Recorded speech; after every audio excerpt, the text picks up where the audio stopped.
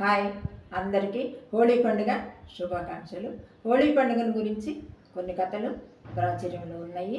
పూర్వము హిరణ్యకశిపుడు అనే రాక్షసుడు ఉండేవాడు. హిరణ్యకశిపుడికి ప్రహ్లాదుడు అని జన్మించాడు. ప్రహ్లాదుడు విష్ణు భక్తుడు. ఇది నచ్చని తండ్రి ప్రహ్లాదుని చంపడానికి చాలా ప్రయత్నాలు చేశాడు. చివరికి తన చెల్లెలైన హోళికను పిలిపించి ప్రహ్లాదుని చంపమని ఆజ్ఞాపిస్తాడు. హోళిక ప్రహ్లాదుని ఒళ్ళో కూర్చోబెట్టుకొని మంటల్లో దూకినప్పుడు ప్రహ్లాదుని విష్ణు భక్తుడు, అందుకనేసి ప్రహ్లాదుడు బయటపడతాడు. హోళిక దహనం అయిపోతుంది. హోళిక దహనం అయిన రోజులు కాబట్టి ఇది హోళీ పండుగగా ప్రాచుర్యం పొందుతుంది. ఇంకొక కథ ఏంటంటే, శ్రీకృష్ణుడు రాధా ప్రేమికుడు తెలుసు కదా.